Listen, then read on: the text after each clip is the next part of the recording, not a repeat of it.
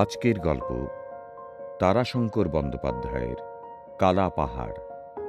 তারাশঙ্কর বন্দ্যোপাধ্যায়ের জন্ম 23শে জুলাই 1898 খ্রিস্টাব্দ। বীরভূমের লাভপুরে তিনি জন্মগ্রহণ করেন। পিতা হরিদাস বন্দ্যোপাধ্যায়, মাতা প্রভাবতী দেবী। উমাশশীর সঙ্গে তাঁর বিবাহ হয়।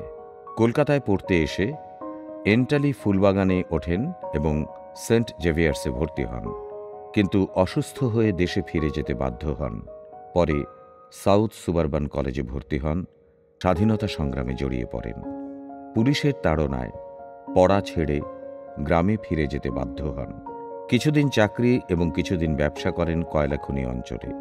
1926 সালে শ্যালক চন্দ্রনারায়ণ মুখোপাধ্যায়ের সহায়তায় প্রথম গ্রন্থ ত্রিপত্র প্রকাশিত হয়। তারাশঙ্কর নিয়মিত লিখতে শুরু করার পর আর পিছন ফিরে তাকাতে হয়নি। কল্লোল, কালিকলম, উপাসনা, শনিবারের চিঠি, প্রবাসী, দেশ, ভারতবর্ষ, বসুমতী, পরিচয়, অমৃত, নবকল্লোল ইত্যাদি নানা পত্রপত্রিকায় তিনি লিখেছেন। চৈতালি ঘূর্ণি, পাষাণপুরী, ধাত্রীদেবতা, কালিন্দী, কবি, আরোগ্য নিকেতন, কীর্তিহাটের কর্চা ইত্যাদি উপন্যাস তাঁকে স্মরণীয় করে রেখেছে। তারাশঙ্কর অসামান্য প্রতিভার স্বাক্ষর রেখেছিলেন। 1971 সালের 14 সেপ্টেম্বর তাঁর জীবনাবসান ঘটে। শুরু হচ্ছে তারাশঙ্কর বন্দ্যোপাধ্যায়ের কালা পাহাড়।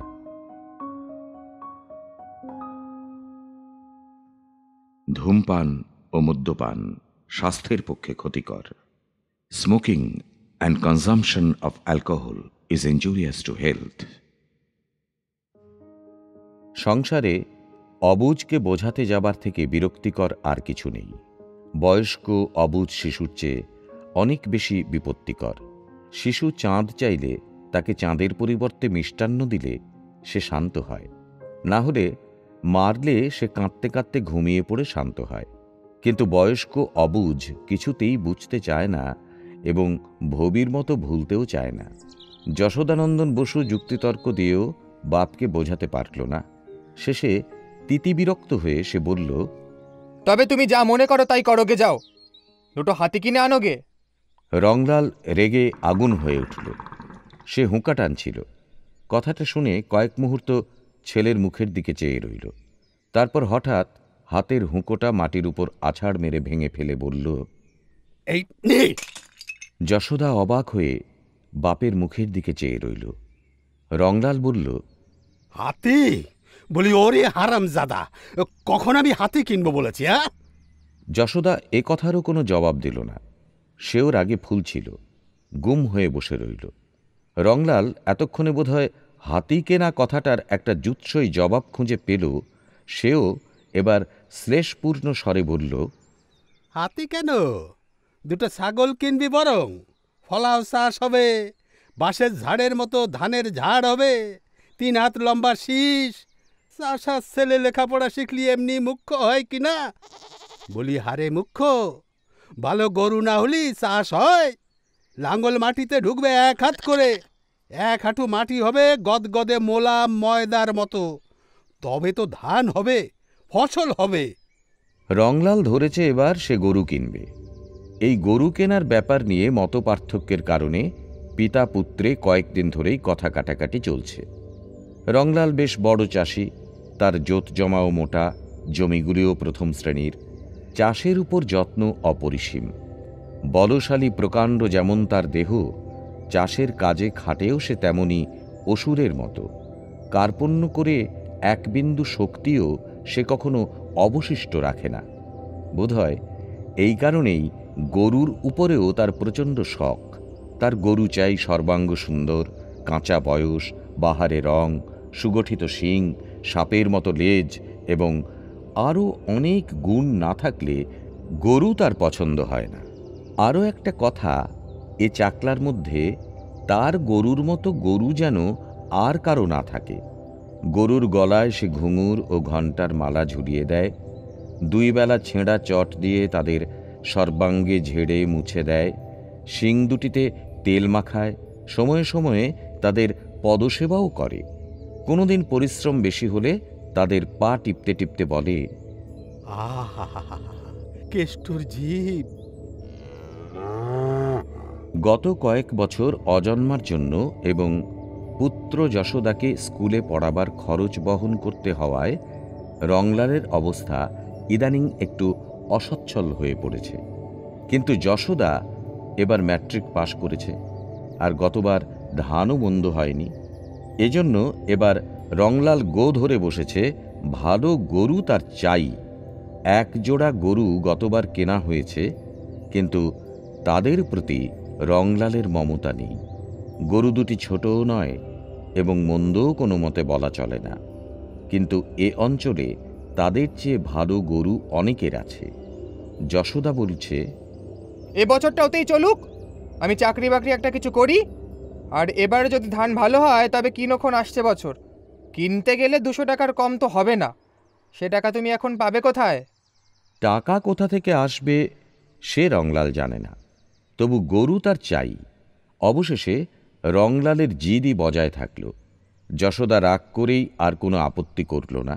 টাকাও জোগাড় হয়ে গেল। যে গরু জোড়াটা তার ছিল সে জোড়াটা বেচে হলো 100 টাকা। বাকি 100 টাকার সংস্থান করে দিল যশোদার মা। সে রংলালকে গোপনে বলল, ওর সঙ্গে ঝগড়া করে কি হবে? তুমি গরু কিনে আনো না, কিনে আনলে তো কিছু বলতে লারবো। রংলাল খুশি হয়ে বলল, বেশ বলেছ, তাই করি। তারপর আপনার মাথা টুকুক কেনে। এই গরু দুটো বেচে দাও, আর এই নাও, এইগুলো বন্ধক দিয়ে গরু কেন তুমি। ভালো গরু নইলে গোয়াল মানায়? সে নিজের গয়না কয়খানি রংলালের হাতে তুলে দিল। রংলাল আনন্দে উচ্ছ্বসিত হয়ে উঠল। যাক, রংলাল টাকা কড়ি সংগ্রহ করে পাঁচুন্দি গ্রামের গরু মহিষের বাজারে যাবার সংকল্প করল। বেছে বেছে মনের মতো দুটি গরু সংগ্রহ করবে, হয় দুধের মতো সাদা, নয় দধিমুখ কালো দুটি। পাঁচুন্দির হাটে প্রবেশ মুখেই সে অবাক হয়ে দাঁড়িয়ে গেল। ওরে বাস রে, এই যে হাজার হাজার রে বাবা। হাজার হাজার না হলেও গরু মহিষ দুই মিলিয়ে 1000 খানেক আমদানি পাঁচুন্দির হাটে হয়, আর মানুষ তেমনই অনুপাতে জুটেছে। গরু মহিষের চিৎকারে মানুষের কলরবে সে অদ্ভুত কোলাহল ধ্বনিত হচ্ছে। মাথার উপর সূর্য তখন মধ্যাকাশে। যেখানটা জানোয়ার কেনাবেচা হচ্ছে সেখানে এক ফোঁটা ছায়া কোথাও নেই। মানুষের সেদিকে ভ্রুক্ষেপও নেই। তারা অক্লান্তভাবে ঘুরছে। রংলাল সেই ভিড়ের মধ্যে মিশে গেল। গরুগুলি এক জায়গায় গায়ে গা ঘেঁষে দাঁড়িয়ে আছে, চোখে চকিত দৃষ্টি। পাইকারগুলো চিৎকার করছে ফেরিওয়ালার মতো। রংলাল তীক্ষ্ণ দৃষ্টিতে নিজের মনের মতো সামগ্রীর খোঁজ করছিল। ওদিকটায় গোলমাল হচ্ছে খুব, কান পাতা যায় না। মনে হয় যেন দাঙ্গা বেঁধেছে। রংলাল ওই দিকটার দিকেই চলল। এদিকটায় মহিষের বাজার। কালো কালো দুর্দান্ত জানোয়ারগুলোকে একটানা ছুটিয়ে নিয়ে বেড়াচ্ছে। পাইকারদের দল চিৎকার করে বড় বড় বাঁশের লাঠি দিয়ে অবিশ্রান্ত পেটাচ্ছে, আর জানোয়ারগুলো ছুটে বেড়াচ্ছে জ্ঞানশূন্যের মতো। কতগুলো একটা পুকুরের জলে পড়ে আছে। নেহাত কচি বাচ্চা থেকে বুড়ো মহিষ পর্যন্ত বিক্রির জন্য এনেছে। কতগুলোর গায়ের চামড়া উঠে গিয়ে রাঙা ঘা থকথক করছে। আরও একটু দূরে আমগাছ ঘেরা একটা পুকুরের পাড়েও লোকের ভিড়। রংলাল সেখানে কি আছে দেখবার জন্য চলল। একটা পাইকার মহিষ তাড়িয়ে আনছিল। হঠাৎ তার আস্ফালিত লাঠিগাছটা হাত থেকে খসে রংলালের কাছেই এসে পড়ল। রংলালের একটু রাগ হলো। সে লাঠিগাছটা তুলে নিল। পাইকারটার অবসর নেই। সে অত্যন্ত ব্যস্ততা প্রকাশ করে বলল, দাও দাও দাও, লাঠি গাছটা দাও। হ্যাঁ, যদি আমার গায়ে লাগতো? তা তোমার লাগতো না হয় খানিক, টুকটা রক্ত পড়তো, আর কি হতো? রংলাল অবাক হয়ে বলল, রক্ত পড়তো আর কি হতো? দাও দাও ভাই, দিয়া দাও, হাত ফসকাই হয়ে গেছে, দাও দাও। রংলালকে ভালো করে এবার পাইকারটি বিনয় প্রকাশ করল। লাঠি গাছটা দিতে গিয়ে রংলাল শিউরে উঠল। একি লাঠির ডগে যে সূচের আগা বের হয়ে রয়েছে। ও আর দেখিয়া কাজ লাই। দিয়া দাও ভাই, দিয়া দাও। রংলাল বেশ করে দেখল সূচের অগ্রভাগই বটে, একটা নয় দু তিনটে। হঠাৎ একটা শোনা কথা তার মনে পড়ে গেল। পাইকারেরা লাঠির ডগায় সূচ বসিয়ে রাখে, ওই সূচের খোঁচা খেয়েই মহিষগুলো এমন জ্ঞানশূন্যের মতো ছুটে বেড়ায়। সে একটা দীর্ঘ নিঃশ্বাস ফেলল। পাইকারটা বলল, কিনবে কি কর্তা? মহিষ কিনবে তো লাও, ভালো মহিষ দিব, সস্তায় দিব। I I I I I I I I I I I I I আরে আরে আই।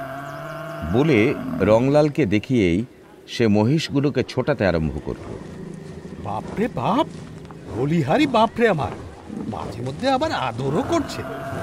রংলাল এসে উঠল বাগানে। চারপাশেই মহিষের মেলা। এগুলো বেশ হৃষ্টপুষ্ট, আর অযথা তাড়ানোর ফলে ছুটেও বেড়াচ্ছে না। শান্তভাবে কোনোটি বসে, কোনোটি দাঁড়িয়ে চোখ বুজে বুজে রোমন্থন করছে। গরু এ বাগানে নেই। রংলাল সেখান থেকে ফিরল, কিন্তু একেবারে বাগানের শেষ প্রান্তে এসে থমকে দাঁড়াল। এ কি মহিষ না হাতি? এত প্রকাণ্ড বিপুলাকায় মহিষ রংলাল কখনো দেখেনি। কয়েকজন লোকও সেখানে দাঁড়িয়েছিল। একজন বলল, এ মোষ কে নেবে বাবা? পাইকারটা বলল, এক লেবে ভাই রাজায় জমিদারে, আর লিবে যার লক্ষ্মী নাই সেই। ঘুরছি তো 5-7 হাট, দেখি আবার কোথায় যাব।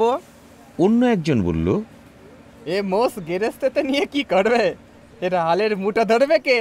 তার জন্য লোক খোঁজা। পাইকার বলল, আরে ভাই, বুদ্ধিতে মানুষ বাঘ বস করছে, আরে তো মুস বটে। লাঙল বড় করলেই জানোয়ার জব্দ। এর লাঙল মাটিতে ঢুকবে 1.5 হাত। রংলাল তীক্ষ্ণ প্রশংসমান দৃষ্টিতে মহিষ জোড়াটার দিকে চেয়েছিল। বলিহারি বলিহারি, দেহের অনুপাতে পাগুলি খাটো, আবক্ষ পঙ্ক হতে অন্তত 20 মণ ওজন তো স্বচ্ছন্দে ওই খাটো পায়ে খুঁটি দিয়ে তুলে নেবে। কালো রং, নিকষের মতো কালো। শিং দুটির বাহার সবচেয়ে বেশি, আর দুটি কি এক ছাঁচে ঢেলে গড়িয়েছে, যেন যমজ শিশু। কিন্তু দামে কি সে পারবে? আচ্ছা, দেখাই যাক। হাট ভেঙে শেষ লোকটি পর্যন্ত চলে যাক, তখন দেখা যাবে। পাইকারটাও তো বলল 5-7টা হাটে কোনো খরিদ্দার জোটেনি। কথা তো শুধু টাকাই নয়, সকলের চেয়ে বড় কথা ওই জানোয়ার দুটির দুটি বিপুল উদর। রংলাল ওই মহিষ দুটোই কিনে ফেলল। কিছুতেই সে প্রলোভন সম্বরণ করতে পারল না। ওই টাকাতেই তার হলো। পাইকারটাও কয়েকটা হাট ঘুরে বিরক্ত হয়ে উঠছিল। অনেকগুলি টাকা তার এতদিন আবদ্ধ হয়ে আছে। সে যখন দেখল সত্যই রংলালের আর সম্বল নেই, তখন 198 টাকাতেই মহিষ দুটো রংলালকে দিয়ে দিল। রংলালের মুখখানা উজ্জ্বল হয়ে উঠল। সে কল্পনা নেত্রে দেশের লোকের সপ্রশংস বিস্ফারিত দৃষ্টি যেন প্রত্যক্ষ নিরীক্ষণ করল। কিন্তু যত সে বাড়ির নিকটবর্তী হল, ততই তার উৎসাহ ক্ষীণ হয়ে অবসাদ প্রবল হয়ে উঠল। লেখাপড়া জানা ছেলেকে তার বড় ভয়। তার কথাবার্তার জবাব দিতে রংলালের হাঁপিয়ে উঠতে হয়। তাছাড়া এত বড় দুটো জানোয়ারের উদর পূর্ণ করা তো সহজ নয়। এক একটাতেই দৈনিক 1 পণেরও বেশি খড় নস্যের মতো উদর স্বাদ করে ফেলবে। গিন্নি যশোদার মা কি বলবে? মহিষের নাম শুনলে জ্বলে যায়। রংলাল মনে মনে চিন্তা করে ক্লান্ত হয়ে অবশেষে একসময় বিদ্রোহ করে ওঠে। কেন? কিসের ভয়? কাকেই বা ভয়? ঘরই বা কার? সম্পত্তির মালিকই বা কে? কার কথার অপেক্ষা করে সে? চাষ কেমন হবে সে কথা কেউ জানে? রংলালের মনে হলো মাটির নিচে ঘুমন্ত লক্ষ্মীর যেন ঘুম ভাঙছে। মাটির নিরন্ধ্র আস্তরণ লাঙলের টানে চৌচির করে দিলেই মা ঝাঁপিখানি কাঁখে করে পৃথিবী আলো করে আসন পেতে বসবেন। 1 হাঁটু দলদলে কাদা, কেমন সোঁদা সোঁদা গন্ধ। ধানের চারা 3 দিনে 3 মূর্তি ধরে বেড়ে উঠবে। কিন্তু এ ভাবটুকু তার স্থায়ী হয় না। সে আবার ছেলে ও স্ত্রীর মুখ মনে করে স্তিমিত হয়ে পড়ে। মনে মনে সে তাদের তুষ্টি সাধনের জন্য তোষামদ বাক্য রচনা আরম্ভ করল। বাড়িতে এসেই সে যশোদাকে হাসতে হাসতে বলল, হাতি এক জোড়া কিনলাম, তোর কথাই থাকলো। যশোদা মনে করল বাবা বোধহয় প্রকাণ্ড উঁচু এক জোড়া বলদ কিনেছে। সে বলল, বেশি বড় গরু ভালো নয় বাপু, বেশ শক্ত শক্ত গিট গিট গড়ন হবে, উঁচুতেও খুব বড় না হয়, সেই তো ভালো। এক মুখ হেসে রংলাল বলল, গরুই কিনিনি আমি, মোষ কিনলাম। যশোদা সবিস্ময়ে বলল, মোষ? হ্যাঁ। যশোদার মাও বলল, মোষ কিনলে তুমি? হ্যাঁ। আর অমন করে হেসো না বাপু তুমি, আমার গা জ্বলে যাচ্ছে। যশোদার মা ঝংকার দিয়ে উঠল, আহা, আগে তাই চোখেই একবার দেখো, দেখেই যাওয়ায় বলো। লাও লাও লাও, জলের ঘটি লাও, হলুদ লাও, তেল লাও, সিন্দুর লাও, চলো দুগ্গা দুগ্গা বলে ঘরে ঢুকাও তো। দেখে শুনে যশোদার মুখ আরো ভারী হয়ে উঠল। সে বলল, নাও, এইবার চালের খড় কগোছাও টেনে নিয়ে দিও শেষে। ও কি সোজা পেট? এক একটি কুম্ভকর্ণের মতো খোরাক চাই, যুগিও কোথা হতে যোগাবে। যশোদার মা অবাক হয়ে মহিষ দুটোকে দেখছিল। হোক ভয়ঙ্কর, তবুও একটা রূপ আছে যার আকর্ষণে মানুষকে চেয়ে দেখতে হয়। মহিষ দুটো ঈষৎ মাথা নামিয়ে তির্যক ভঙ্গিতে সকলকে চেয়ে দেখছিল। চোখের কালো অংশের নিচে রক্তাভ সাদা ক্ষেত্র খানিকটা বের হয়ে পড়েছে। ভীষণ রূপের উপযুক্ত দৃষ্টি। রংলাল বলল, দাও, পায়ে জল দাও। বাবা রে, ওদের কাছে আমি যেতে পারবো ক্লাই?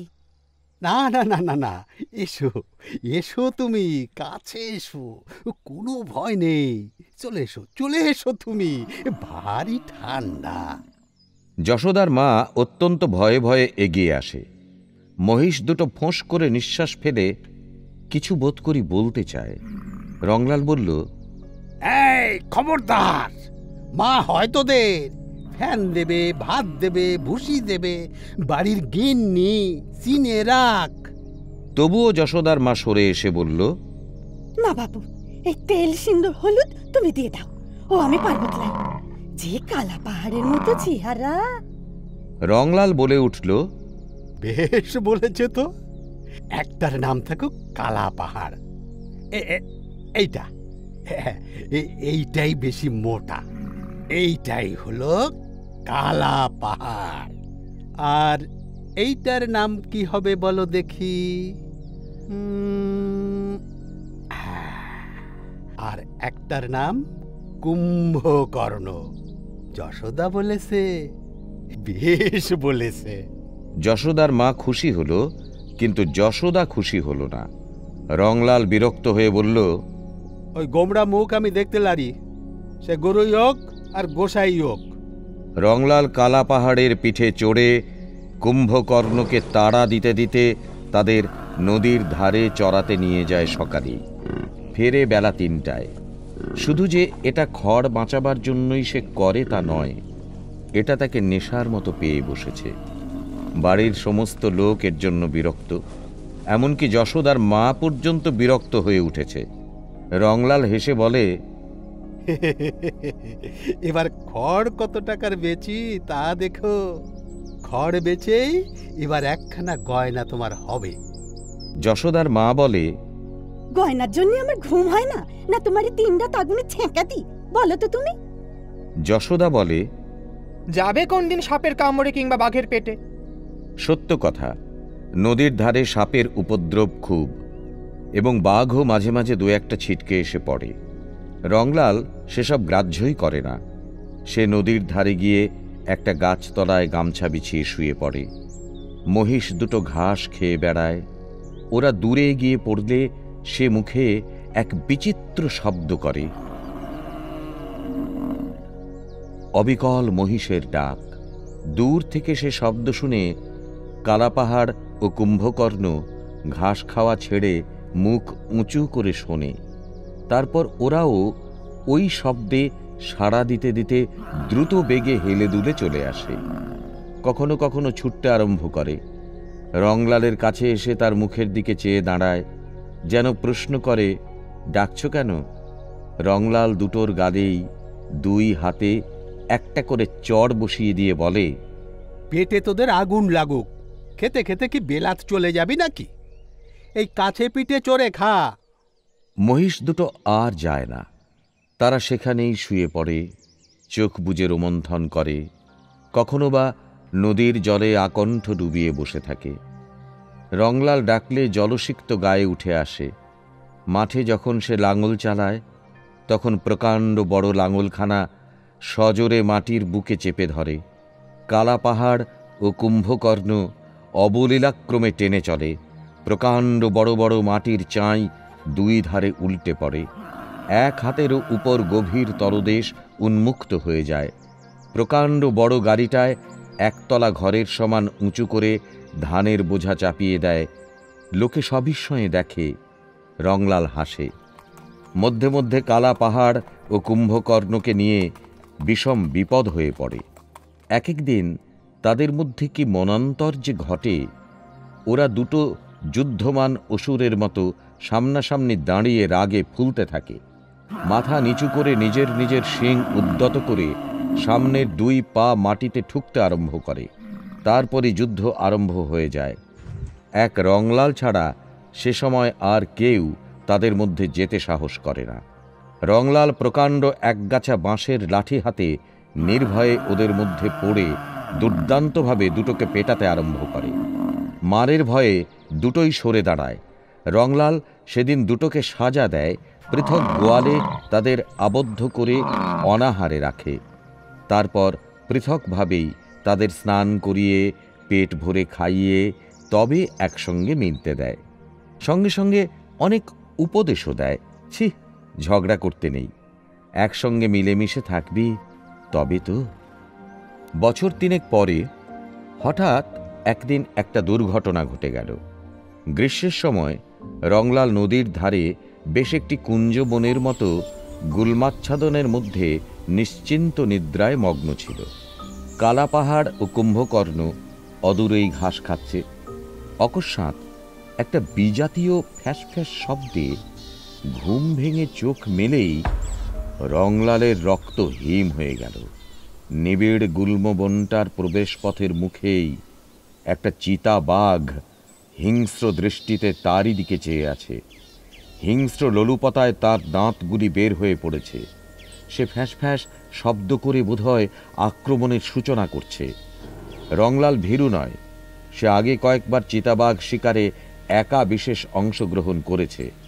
রংলাল বেশ বুঝতে পারল সংকীর্ণ প্রবেশ পথের জন্যই বাঘটা ভিতরে প্রবেশ করতে ইতস্তত করছে, নতুবা ঘুমন্ত অবস্থাতেই সে তাকে আক্রমণ করত। সে দ্রুত হামাগুড়ি দিয়ে বিপরীত দিকে পিছিয়ে গিয়ে কুঞ্জবনটার মধ্যস্থলে প্রকাণ্ড গাছটাকে আড়াল করে আরম্ভ করল। মুহূর্তের মধ্যে উত্তর আসলো।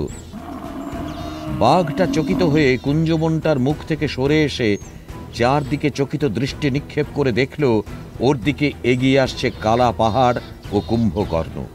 সেও দন্ত বিস্তার করে গর্জন করতে আরম্ভ করল। রংলাল দেখল কালা পাহাড় ও কুম্ভকর্ণের সে এক অদ্ভুত মূর্তি। তাদের এমন ভীষণ রূপ সে কখনো দেখেনি। তারা ক্রমশ পরস্পরের নিকট থেকে সরে বিপরীত দিকে চলছিল। কয়েক মুহূর্তের মধ্যেই দেখা গেল বাঘটার একদিকে কালা পাহাড়, অন্যদিকে কুম্ভকর্ণ। মধ্যে বাঘটা চঞ্চল হয়ে উঠেছে। সে নিজের বিপদ বুঝতে পেরেছে। বাঘটা ছোট, তবুও সে বাঘ। সে বোধহয় অসহিষ্ণু হয়ে অকস্মাৎ একটা লাফ দিয়ে কুম্ভকর্ণের উপর পড়ল। পর মুহূর্তেই কালা পাহাড় তার উদ্যত শিং নিয়ে তাকে আক্রমণ করল। কালা পাহাড়ের শৃঙ্গাঘাতে বাঘটা কুম্ভকর্ণের পিঠ থেকে ছিটকে দূরে পড়ে গেল।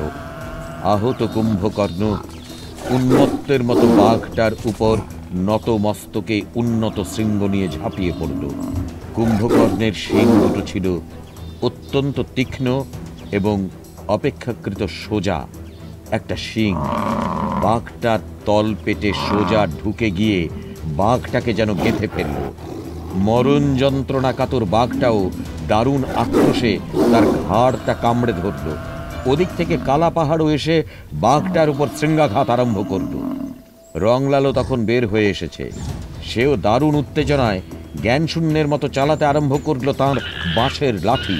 কিছুক্ষণের মধ্যেই যুদ্ধমান দুটো জন্তুই মাটিতে গড়িয়ে পড়ল। বাঘটার প্রাণ তখনও থাকলেও সে অত্যন্ত ক্ষীণ। শরীরে শুধু দুই একটা আক্ষেপ মাত্র স্পন্দিত হচ্ছিল। কুম্ভকর্ণ পড়ে শুধু হাঁপাচ্ছিল। তার দৃষ্টি রংলালের দিকে, চোখ থেকে দরদর করে জল গড়াচ্ছে।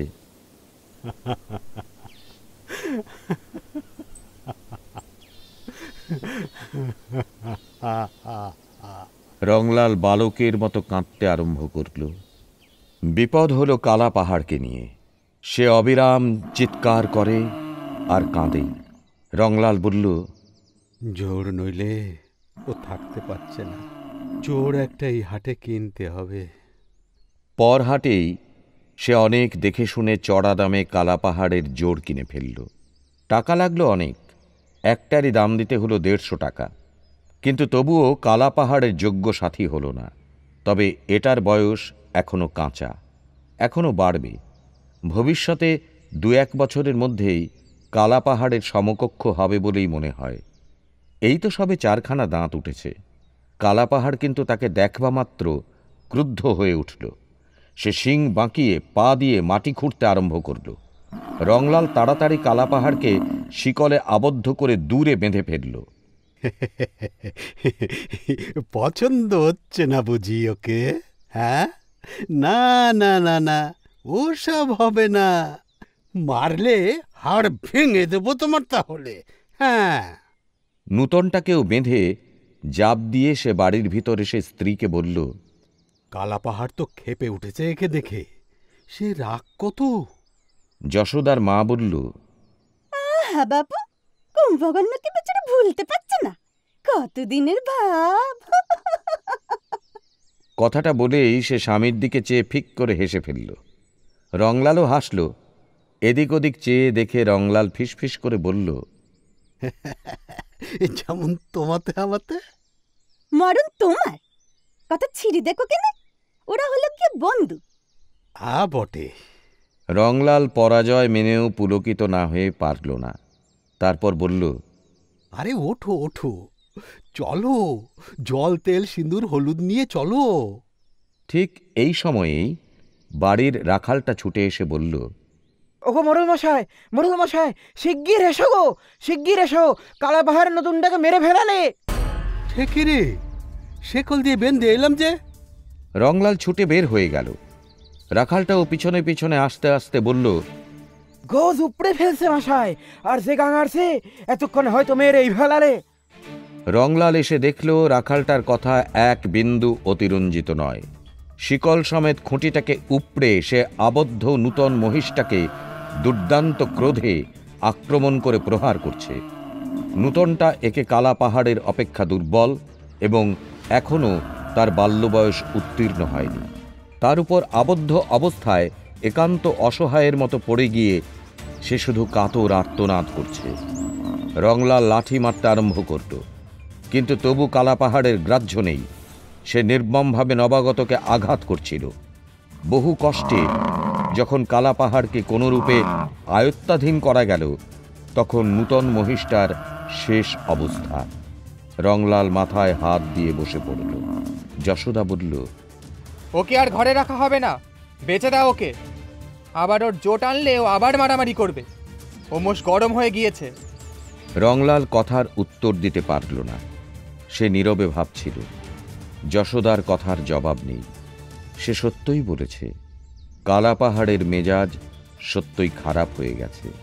মহিষের মেজাজ একবার খারাপ হলে আর সে শান্ত হয় না, বরং উত্তরোত্তর সে অশান্তই হয়ে ওঠে।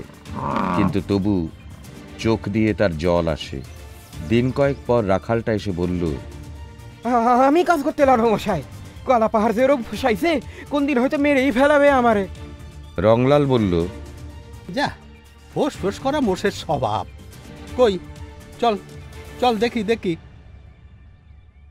রংলাল কালাপাহাড়ের কাছে এসে দাঁড়াল। রক্তচক্ষু নিয়ে রংলালের দিকে দৃষ্টিপাত করে কালাপাহাড় তার মুখটা রংলালের কোলে তুলে দিল। রংলাল পরম স্নেহে তার মাথা চুলকোতে আরম্ভ করল। কিন্তু রংলাল তো অহরহ কালাপাহাড়ের কাছে থাকতে পারে না যে তাকে শান্ত করে রাখবে। অন্য কেউ গেলেই কালাপাহাড় অশান্ত স্বভাবের পরিচয় দেয়। মধ্যে মধ্যে মুখ তুলে চিৎকার আরম্ভ করে। সে ঊর্ধ্ব মুখ করে কুম্ভকর্ণকে খোঁজে। দড়ি ছিঁড়ে সে ডাকতে ডাকতে ওই নদীর ধারের দিকে চলে যায়।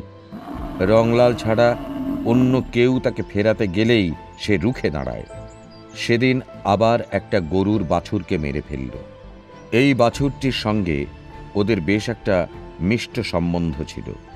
কুম্ভকর্ণ ও কালাপাহাড় যখন পূর্ণ উদরে রোমন্থন করত, তখন সে এসে তাদের ডাবা থেকে জাব খেয়ে যেত। নিতান্ত অল্প বয়সে বহুদিন অবুঝের মতো সে তাদের পেট তলায় মাতৃস্তন্যের সন্ধান করত। কিন্তু সেদিন কালাপাহাড়ের মেজাজ ভালো ছিল না। বাছুরটা ডাবার জাব খাবার জন্য এসে তার মুখের সামনে দিয়েই মুখ বাড়াল। কালাপাহাড় প্রচণ্ড ক্রোধে শিং দিয়ে আঘাত করে তাকে সরিয়ে দিল। যশোদা আর রংলালের অপেক্ষা করল না। সে পাইকার ডেকে কালাপাহাড়কে বিক্রি করে দিল। নিতান্ত অল্প দামেই বেচতে হলো। পাইকারটা বলল, 60 টাকাই হয়তো আমার লোকসান হবে। এ গরম মোষ কি কেউ লিবে মশাই? যশোদা অনেক কথা কাটাকাটি করে আর 5 টাকা মাত্র বাড়াতে সক্ষম হল। পাইকারটা কালাপাহাড়কে নিয়ে চলে গেল। রংলাল নীরবে মাটির দিকে চেয়ে বসে রইল।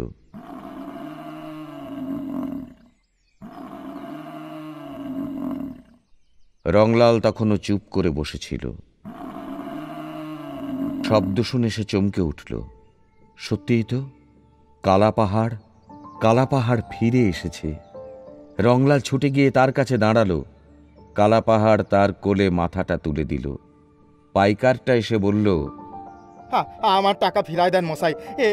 এ মোষ আমি লিব না। বাপ রে বাপ, আমার জান মেরে ফেলা তো মশাই।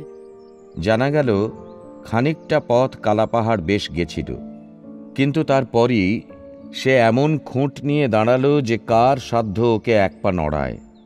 পাইকারটা বলল, লাঠি যদি তুললাম মশাই, উড়িয়া বাপ রে, সেউর চাউনি কি? তারপর এমন তারা আমাকে দিলে আমি আধ কোষ ছুটে পালাই তবে আর রক্ষে। তখনও আপনার কাছে একেবারে ঊর্ধ্বশ্বাসে ছুটে এলো। আমার টাকা কটা ফিরাই দেন মশাই। সে তার টাকা ফিরিয়ে নিয়ে চলে গেল। যশোদা বলল, এক কাজ করো, তবে হাটে যাও বরং। রংলাল বলল, আমি পারবো না। আর কে নিয়ে যেতে পারবে তুমি না গেলে? অগত্যা রংলালই নিয়ে গেল। পথে সে অনেক কাঁদল। এই হাট থেকেই কালাপাহাড়কে সে কিনেছিল, কিন্তু হাট থেকে ফিরল সে হাসতে হাসতে। কালাপাহাড়কে কেউ কেনেনি। ওই পাইকারটা সেখানে এমন দুর্নাম রটিয়েছে যে কেউ তার কাছ দিয়েও আসেনি। যশোদা বলল, তবে পরের হাটে যাও, এদিককার পাইকার ও হাটে বড় যায় না। রংলালকে যেতে হয়। যশোদা লেখাপড়া জানা রোজগেরে ছেলে। সে এখন বড় হয়েছে। তাকে লঙ্ঘন রংলাল করতে পারে না। আর কালাপাহাড়কে রাখবার কথা যে সে জোর করে বলতে পারে না। অনেক ক্ষতিই যে হয়ে গেল। মহিষটার দাম 150 টাকা। তারপর গোহত্যার জন্য প্রায়শ্চিত্তের খরচ 7-8 টাকা। এই 1 মাস চাষ বন্ধ হয়ে আছে। সে ক্ষতির মূল্য হিসাব নিকাশের বাইরে। হাটে একজন পাইকার কালাপাহাড়কে দেখে অত্যন্ত আগ্রহ প্রকাশ করে কিনল। এক বড় জমিদারের এমনই একটা মহিষের বরাত আছে। দামও সে ভালোই দিল, 105 টাকা। রংলাল বলল, এই দেখো ভাই, মোষটা আমার ভারী গা ঘেঁষা। এখন এইখানে যেমন বাঁধা আছে থাক, আমি চলে যাই। তারপর তোমরা নিয়ে যেও, নইলে হয়তো চেঁচাবে, দুষ্টুমি করবে। তার চোখ দিয়ে জল পড়ছিল। পাইকারটা হেসে বলল, হ্যাঁ বেশ, থাকুক এখানেই, তুমি যাও। রংলাল তাড়াতাড়ি পা চালিয়ে একেবারে শহরের স্টেশনে ট্রেনে চেপে বসল। হেঁটে ফেরবার মতো শক্তি তার ছিল না। কিছুক্ষণ পরে পাইকার কালাপাহাড়ের দড়ি ধরে টান দিল। কালাপাহাড় তার দিকে চেয়ে চকিত হয়ে চারিদিকে চাইতে চাইতে ডাকল। সে রংলালকে খুঁজছিল, কিন্তু কই, সে কই? পাইকারটা লাঠি দিয়ে মৃদু আঘাত করে তাড়া দিল।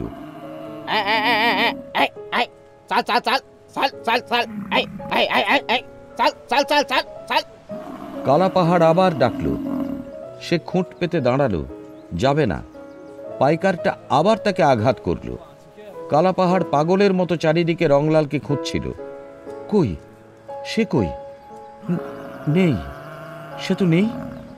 কালাপাহাড় দুর্দান্ত টানে পাইকারের হাত থেকে নিজের গলার দড়ি ছিনিয়ে নিয়ে ছুটল। এই পথ দিয়ে তারা এসেছে। ঊর্ধ্বমুখে সে ছুটছিল আর প্রাণপণে ডাকছিল।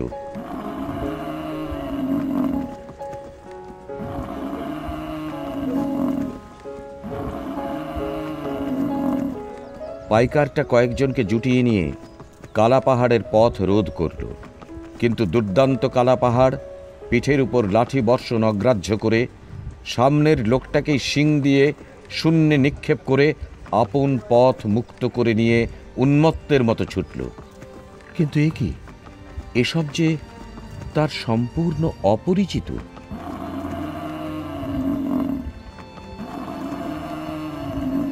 শহরের রাস্তার দুই পাশে সারি সারি দোকান, এত জনতা। ওটা কি? একখানা ঘোড়ার গাড়ি আসছিল। কালাপাহাড় ভয়ে একটা পাশের রাস্তা দিয়ে ছুটল। রাস্তার লোকজন হৈ হৈ করছিল, কারমুশ কারমুশ। ও কি অদ্ভুত আকার! একখানা মোটর কার আসছে। কালাপাহাড়ের জ্ঞান লোপ পেয়ে গেল। তার মনুষ্যক্ষে আপনার বাড়িখানা খুঁজছিল আর রংলালকে তারস্বরে ডাকছিল। সে একেবারে একখানা পানের দোকান ভেঙে চুরমার করে দিয়ে আবার বিপরীত দিকে ফিরল। লোকজন প্রাণ ভয়ে ছুটে পালাচ্ছিল। কালাপাহাড়ও প্রাণ ভয়ে ছুটছিল। দেখতে দেখতে দুটো লোক জখম হয়ে গেল। কালাপাহাড় ছুটছে আর রংলালকে ডাকছে, কিন্তু এ কি? ঘুরে ফিরে সে কোথায় যাচ্ছে? কোথায়? কত দূরে তার বাড়ি? আবার সেই বিকট গাড়ির শব্দ, সেই অপরিচিত জানোয়ার। এবার সে ক্রুদ্ধ বিক্রমে তার সঙ্গে লড়বার জন্য দাঁড়ালো। মোটর গাড়িখানা তাঁরই খোঁজে এসেছে, পুলিশ সাহেবের মোটর। পাগলা মহিষের সংবাদ পৌঁছে গিয়েছে। মোটর গাড়িখানাও দাঁড়ালো।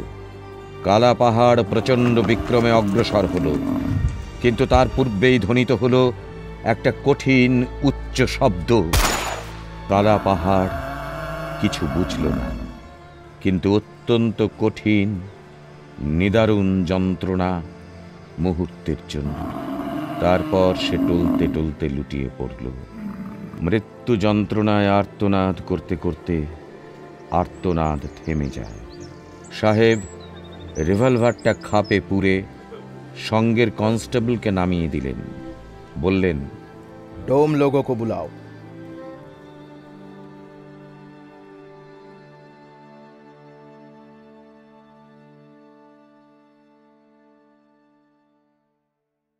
শুনলেন তারাশঙ্কর বন্দ্যোপাধ্যায়ের কালা পাহাড়। গল্পটি ভালো লাগলে লাইক, সাবস্ক্রাইব ও শেয়ার করতে ভুলবেন না।